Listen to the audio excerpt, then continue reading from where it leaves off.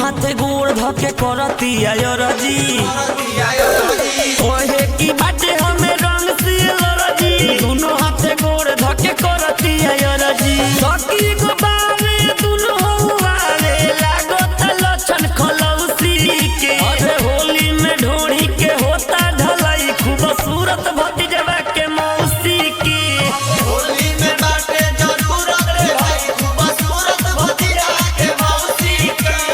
होली में बाटे जरूरत रे भाई खूबसूरत भतीजा के मौसी के होली में ढोड़ी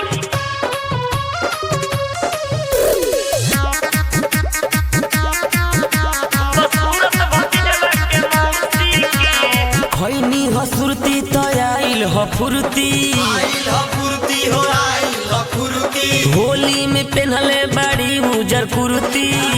जगुर्ती खैनी हसुरती तो आइल ह फुर्ती